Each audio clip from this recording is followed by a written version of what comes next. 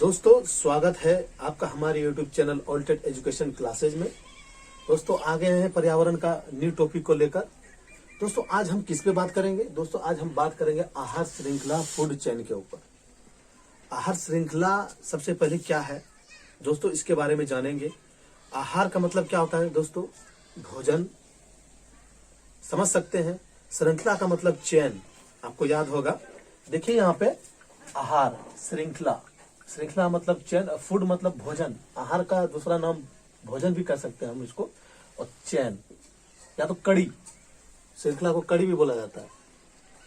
यानी कि यहाँ पे देखो मैंने लिख दिया है खाद्य श्रृंखला। तो दोस्तों इसी के ऊपर बात करेंगे कि आहार श्रृंखला है क्या। फूड चेन, तो आहार श्रृंखला को जो जोड़ा जा रहा है वो क्यों जोड़ा जा रहा है, इस पर हम बात करेंगे। पहले दोस्तों देखेंगे, आप यहाँ पे डिफिनेशन लिखा हुआ है, आप लोग इस पे नजर बनाएंगे। देखिए, ऊर्जा का एक पथीय प्रवाह, क्या कह रहा है दोस्तों? पथीय प्रवाह। पथ का मतलब समझ रहे हैं, रास्ता।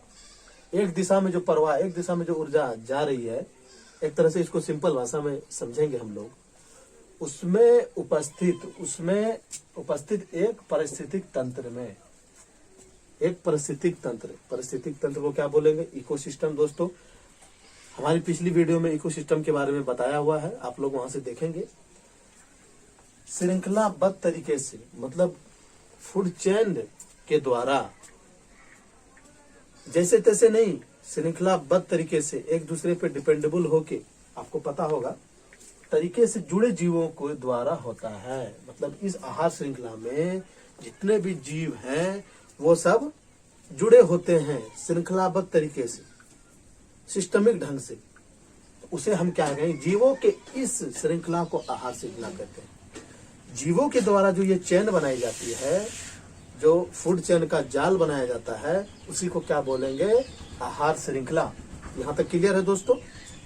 आहार श्रृंखला के बारे में हम लोग ने जाना। अब उसका उदाहरण देखेंगे आप कि कैसे कैसे वो चेन बनता है, कैसे एक दूसरे के ऊपर डिपेंड है। जैसे उदाहरण के तौर पर हम सबसे पहले, आप लोग ध्यान रखिएगा, पौधे जो है वो प्राथमिक उपभोक्ता है। क्या है दोस्तों? प्राथमिक उपभोक्ता। पौधे, सबसे पहले पौधे को देखेंगे आप लोग। ये पौधे हैं। पौधे को अगर टिड्डा खाता है, टिड्डा एक प्रकार का जीव है, आपको पता होगा, हरा रंग का, जो खेतों में पाया जाता है, मैदानी भाग में पाया जाता है दोस्तों। तो वो टिड्डा जो है पौधे को खाता है। यहां तक कोई दिक्कत नहीं होगी दोस्तों, आप लोग ध्यान से हमारे वीडियो को देखें। और दूसरी तरफ फिर टिड्डे को भी कोई खाने वाला है। टिड्डा को कौन खाएगा? मेंढक। मेंढक जो कि उभयचर जंतु है। समझ गए दोस्तों? टिड्डा पौधे को खाएगा और टिड्डा को मेंढक, और मेंढक जो है, मेंढक को फिर कौन? सांप। देखिए यहाँ पे मैंने एरो के द्वारा इंडिकेट कर दिया है, आप लोग ध्यान देंगे। और फिर सांप को भी कोई खाने वाला है, पक्षी, जैसे कि मोर। समझ लेंगे आप लोग, पक्षी में मोर। यही जो एक पथीय प्रवाह है, एक दिशा में जो प्रवाह चल रहा है दोस्तों, यही क्या है? खाद्य श्रृंखला है, यानी कि फूड चेन है। देखिए एक पथीय प्रवाह में जा रहा है, पौधे, फिर टिड्डा, फिर मेंढक, फिर सांप, फिर पक्षी, मोर। यहाँ तक क्लियर है दोस्तों? चलिए अब आगे। ये सारे कौन से तंत्र है? इकोसिस्टम के भाग है। ये मैदानी क्षेत्र में पाए जाते हैं। समझ गए दोस्तों यहाँ तक? चलिए अब दूसरे उदाहरण की तरफ चलते हैं। शैवाल। शैवाल के बारे में, ये भी एक जलीय जंतु है दोस्तों। शैवाल सबसे पहले हो गए, उसके बाद दूसरा हम लेंगे छोटे कीड़े। शैवाल तो छोटे कीड़े खाएंगे। देखिए एक पथीय प्रवाह में जा रहा है। फिर उसके बाद छोटे कीड़ों को, जल में मछली है वो खाएंगी। फिर छोटी मछली को बड़ी मछली, और बड़ी मछली को भी पक्षी खाने वाले हैं। आपने देखा होगा समुद्र के किनारे कि पक्षी जो है तैर कर मछली को पकड़ लेते हैं। वैसे छोटी मछली को जो है बोगला भी खाते हैं। और बड़ी पक्षी में आ जाएंगे दोस्तों किंगफिशर। देखेंगे किंगफिशर। तो दोस्तों ऐसे सब एक दूसरे के ऊपर एक पथी प्रवाह में जा रहे हैं। ये भी जो है आपका दूसरा फूड चेन हुआ, ये जलीय इकोसिस्टम के अंदर हुआ। एक मैदानी भाग बताया हमने और एक जलीय भाग, समझ गए दोस्तों। अब आगे आते हैं, पर यहाँ पे देखेंगे घास, ग्रास जिसको बोलते हैं। दोस्तों एक बात मैं बता दूं, ये मैं जो 2 उदाहरण मैंने बताया और आहार श्रृंखला का जो परिभाषा बताया, डिफिनेशन बताया, तो ये सब सारे किस लिए कर रहे हैं आपको पता होना चाहिए। ऊर्जा के लिए, ऊर्जा पाने के लिए, ये सब जो है ऊर्जा पाने के लिए कार्य फूड चेन बनाई जा रही है। समझ गए दोस्तों, यहाँ तक क्लियर है। अब फिर से देखेंगे घास, घास को जो है हिरन खाएंगे, समझ गए दोस्तों। देखिए एक दिशा में जा रहा है, फिर हिरन को भी कोई खाने वाला है, क्या है, बाघ। ये सब ऊर्जा प्राप्ति के लिए किया जा रहा है, जीवित रहने के लिए, ऊर्जा प्राप्ति के लिए, समझ गए दोस्तों। देखेंगे यहाँ पे हिरन है, फिर बाघ है, तो ये क्या है, जंगल में पाए जाने वाले इकोसिस्टम के अंदर है। ये जंगल में पाए जाएंगे, वन पारिस्थितिक तंत्र। ठीक है दोस्तों, यहाँ तक क्लियर है।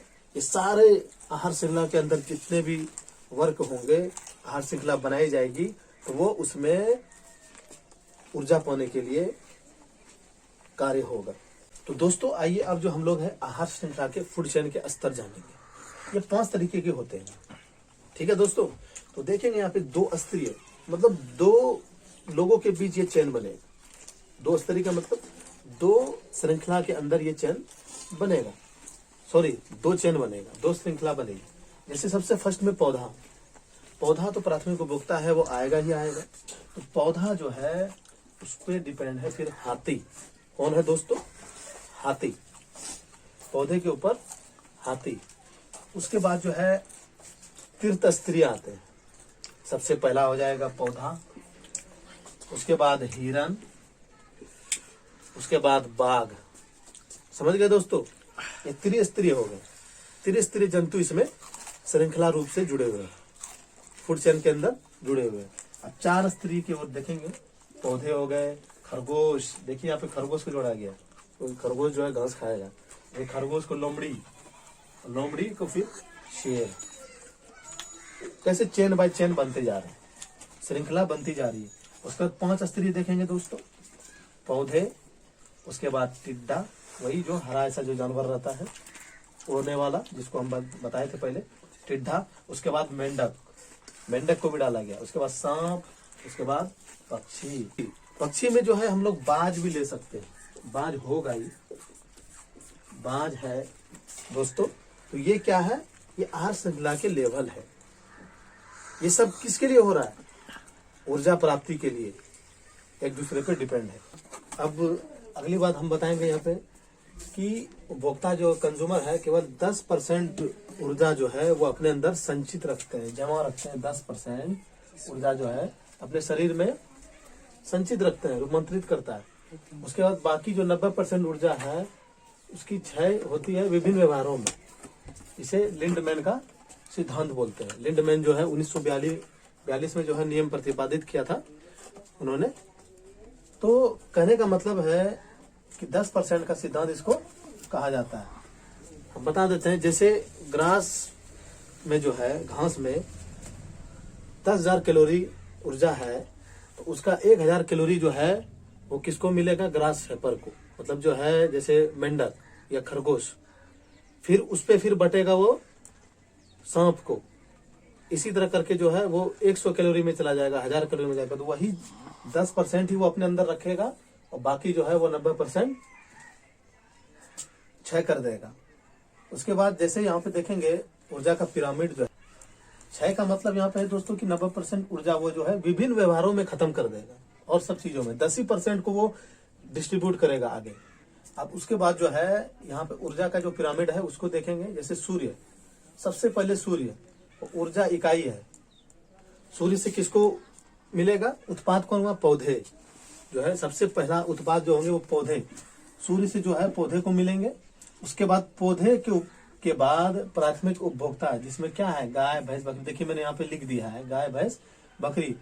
फिर द्वितीय उपभोक्ता, द्वितीय उपभोक्ता में आ जाएंगे शेर, बाघ, मेंढक, बिल्ली, लोमड़ी, कुछ पक्षी। उसके बाद जो है तृतीय उपभोक्ता में जो कि प्राथमिक उपभोक्ता और द्वितीय उपभोक्ता पे डिपेंड रहते हैं, जैसे बाघ, शेर, चीता, गिद्ध। तो ये क्या हो गया, ये पिरामिड हो गया, ऊर्जा का एक सीधा पिरामिड हो गया। जैसे हम लोग पहले देखे थे, अभी थोड़ा देर पहले हम बताए थे उसमें कि कैसे कैसे एक दूसरे पे आहार श्रृंखला के द्वारा बनाया गया है, वो सीधा पिरामिड था, इसलिए उसको ऊर्जा का सीधा पिरामिड बोला जाता है। अब दूसरा यहाँ पे कह रहा है कि ऊर्जा का पिरामिड क्या होता है, हमेशा सीधा होता है। अब देख, किसी भी परितंत्र में, मतलब किसी भी इकोसिस्टम में मूल उत्पादकों में अधिक ऊर्जा मिलती है। कहने का मतलब सबसे मूल बेसिक उत्पादक कौन हुआ, प्रोड्यूसर जिसको बोलेंगे, वो हो गया पौधा। पौधा सबसे पहले सूर्य से ऊर्जा लेगा, उसके बाद वो दूसरे के पास अपना 10% रख के बाकी 10% में ही वो दूसरे को डिस्ट्रीब्यूट करेगा। उसके बाद जो सर्वश्रेष्ठ श्रेणी जो है, सर्वश्रेष्ठ श्रेणी के उपभोक्ता में सबसे कम ऊर्जा मिलती है। कहा जाए सर्वश्रेष्ठ श्रेणी हो गए जो कि बाघ, शेर, चीता, गिद्ध, ये सब सबसे सर्वश्रेष्ठ श्रेणी के उपभोक्ता हो गए। तो इनको क्या है, लास्ट में जो मतलब जो पहले प्रोड्यूसर है, उसके बाद धीरे धीरे जो है वो ऊर्जा डिस्ट्रीब्यूट होते होते उस लास्ट में जो बचेंगे उसको कम मात्रा में मिलेगी। तो दोस्तों, आज यही था आहार श्रृंखला के ऊपर, फूड चेन के ऊपर हमने बात की। तो आप लोग को उम्मीद करता हूँ बहुत अच्छा समझ में आया होगा। तो अगर आपको हमारी वीडियो अच्छी लगी हो तो हमारी वीडियो को लाइक करें, शेयर करें और सब्सक्राइब करें और बेल आइकन को दबाना न भूलें। फिर से मिलते हैं न्यू वीडियो के साथ। धन्यवाद।